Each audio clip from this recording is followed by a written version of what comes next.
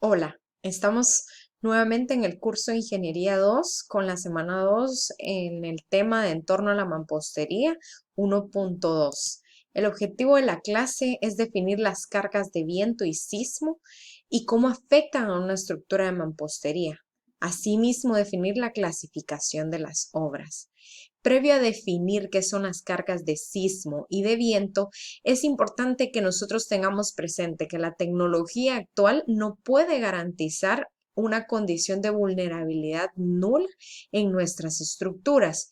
Esto hace referencia a que siempre existe la probabilidad de que la estructura sufra daños por cargas fuera del ordinario, especialmente bajo acciones que tienen que ver con efectos de eventos naturales. En este caso, podemos poner como ejemplo la carga de viento y la carga de sismo. Como profesionales tenemos que tener bien claro que nuestro objetivo principal es el proteger la vida y la integridad física de las personas que van a ocupar las estructuras que nosotros diseñamos.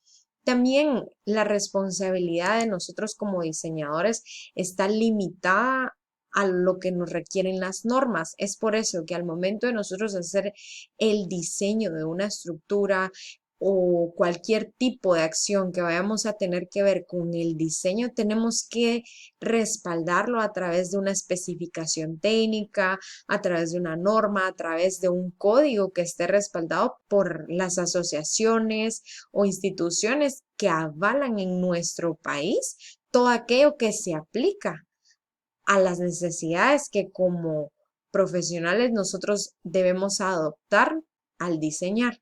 Ahora pasemos a las cargas de viento. Guatemala es un país que se ve afectado por el viento, pero no por vientos huracanados con altas velocidades. Sí tenemos ese tipo de presencia de natural que son los huracanes, pero no es tan notorio como lo es en otros lugares. Pero el viento sí provoca fallas en nuestras estructuras cuando estas son livianas. Las edificaciones que nosotros diseñemos deben de tomar en cuenta los empujes y las succiones que el viento puede generar en ellas. Y eso es a lo que se refiere en la presentación cuando dice que el viento actúa en presión y subpresión. La presión es el empuje y la subpresión es la succión que genera. ¿En dónde? Sobre las paredes verticales, sobre los techos, sobre los aleros y las cumbreras. Son las tres formas en cómo el viento nos puede afectar en una estructura. Guatemala está dividido en zonas de viento y estas zonas están divididas en zona A y zona B en un mapa simplificado del AGIES que podemos ver en el AGIES DSE 4.01-2014 que nos da a conocer un anexo A. Esto es un listado donde nos da valores del viento en cuanto a velocidad, cómo afecta por municipio en nuestro país, para tomar como referencia porque ustedes deben tener presente de que el viento que afecta a Petén no es el mismo viento que nos afecta en la ciudad de Guatemala. El viento que nos afecta en los departamentos de Occidente no son los mismos que nos afectan al norte del país. Entonces, para nosotros tener más claro qué tipo de carga nosotros debemos considerar en nuestra estructura, podemos guiarnos de este listado. Ahora veamos qué son las cargas de sismo. Un sismo es un evento natural donde el suelo de una región se ve afectado por movimientos inesperados normalmente. Nuestro país es conocido por ser un país altamente sísmico porque nos encontramos sobre tres placas tectónicas, la norteamericana, la placa de Cocos y la placa del Caribe. Y dos de ellas forman una subducción que nos vuelve aún más activos sísmicamente. Pero en nuestro país se ha llevado un registro de cada una de esas fallas porque aparte de las placas tectónicas existen fallas y la más fuerte se detectó en el año de 1972 cuando se vio bastante notorio las fallas en edificaciones de adobe porque el país se ve afectado completamente al momento de existir esta falla. Ahora pasemos a hablar acerca de la mampostería sismo resistente. En Guatemala, de forma empírica o por costumbre, las construcciones son construidas sismo resistentes. ¿Por qué una estructura es llamada sismo resistente? Porque está confinada.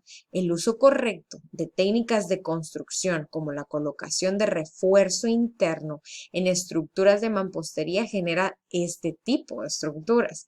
Generar cordones de concreto horizontal y vertical genera estructuras sismo resistente, y esto lo logramos a través de colocar soleras intermedias, soleras de remate y mochetas intermedias, mochetas de esquina o muchas veces columnas, ¿verdad? La diferencia entre una mocheta y una columna es la dimensión que tiene y la función que cada una de estas tiene y el refuerzo que nosotros le colocamos. Esas son las tres diferencias que podemos ver entre una mocheta y una columna.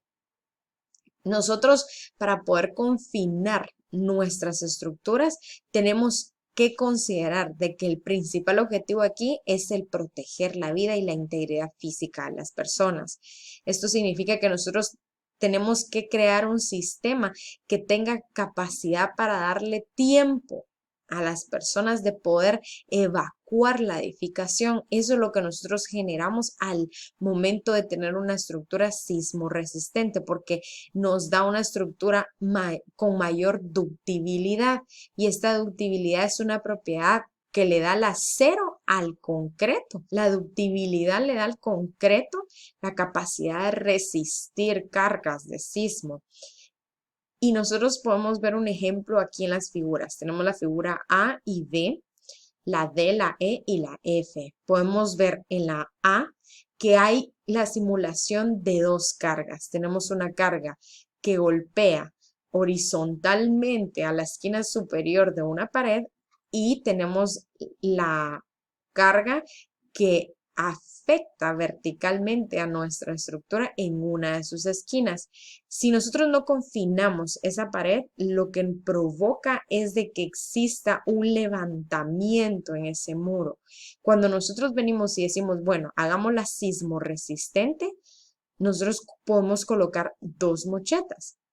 Y esas dos mochetas nos van a confinar nuestro muro, y al haber ese tipo de cargas que afectan de forma vertical y horizontal a nuestra estructura, no se va a ver afectada, no va a haber ese levantamiento. ¿Por qué? Porque nuestras mochetas van a estar conectadas al cimiento que distribuye la carga al suelo. Entonces, difícilmente va a haber ese tipo de falla. También tenemos la imagen D y E. Podemos ver de que al aplicar solamente la distribución de mochetas laterales, y tal vez nuestras cargas están viendo de forma horizontal y vertical un aumento mayor al que esperábamos, vemos una falla de ruptura que va en diagonal, pero esta genera de que al no tener un refuerzo que esté confinando la parte superior, genera una fisura que provoque posiblemente una explosión. Entonces, en la figura E podemos ver de que al estar confinado nuestro muro, nosotros vemos solo una falla en diagonal. Lo que se espera es poder tener un tipo de falla que sea en diagonal, pero que genere una cruz. Y esto lo vemos en la imagen F, pero ¿cómo es que se dan esas fallas? Si se dan cuenta, en la figura E y F vemos de que existen dos cargas horizontales y dos cargas verticales. Entonces, al tener confinadas nuestras estructuras, le damos a las personas el tiempo para poder evacuar, porque a veces no podemos prever el que totalmente una estructura no se vea afectada, porque los siniestros no pueden ser calculables. Nosotros esperamos que nuestra estructura soporte y que le dé la capacidad de soporte necesaria para poder permitir el traslado de las personas hacia afuera de nuestra estructura. Entonces, cuando nosotros hablamos de todo esto, necesitamos también definir los parámetros sísmicos para tener presente nuestra carga.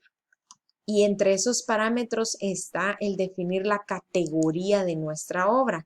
Nosotros cuando clasificamos nuestras obras lo podemos hacer y guiarnos a través de la norma de seguridad estructural 1 de la GIES, donde las obras nos dice que se pueden clasificar en 4 tipos. Tenemos la categoría 1, que son llamadas obras utilitarias. Este tipo de obras tienen exclusivo uso ocupacional que no es permanente. Estas instalaciones pueden ser agrícolas, industriales, de ocupación incidencial. Tenemos también la categoría 2, que es llamado una obra ordinaria. Estas son fáciles de definir, ya que simplemente tenemos que considerar 2 criterios. El primero de ellos es si la obra no tiene una carga de ocupación mayor a 300 personas, es una obra ordinaria. Y segundo, si nuestra obra no está dentro de la categoría 1, 3 o 4, es una obra ordinaria. Tenemos también la categoría 3, que son las obras importantes. Estas obras son las que albergan o pueden afectar a gran cantidad de personas, prestan servicios importantes o albergan valores culturales. Un ejemplo son los museos. Otro de ellos puede ser los graderíos. ¿Por qué creen ustedes que los graderíos? Porque los graderíos necesitan estar en correcto funcionamiento al momento de existir una falla por carga sísmica de viento, viva o muerta. ¿Por qué? Porque es la estructura de evacuación que nosotros utilizamos para encontrar una salida y las personas acuden a ese sistema, a esa obra que se considera importante. Otro criterio que podemos tomar para poder incluir dentro de las obras importantes es que si alberga o tiene una carga ocupacional mayor a 350 personas, es una obra importante. También tenemos la categoría 4, que son las obras esenciales. Son las obras que deben permanecer en operación continua y después de un siniestro, porque en ellas es a donde se llevan las personas en todo tipo de auxilio. En ejemplo, podemos poner un hospital, una clínica, una planta de energía, las instalaciones que tenemos para un sistema de agua potable. Todo este tipo de obras son esenciales, necesitan estar en correcto funcionamiento luego y durante un siniestro. Si nosotros tenemos dudas en la clasificación de una obra, podemos encontrar en la tabla 3.1.7.1 de la norma de seguridad estructural 1 de la GIES una clasificación de obras por su función y carga de ocupación. Esto nos facilita a nosotros el que si tenemos duda de que no está dentro de los ejemplos que hablamos el día de hoy o de los criterios que utilizamos para definirlas dentro de esa categoría, podemos acudir a esta tabla de referencia.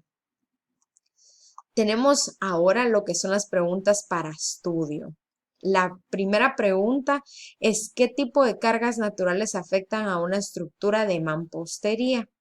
La pregunta número 2: ¿de cuántas zonas sísmicas está formada Guatemala?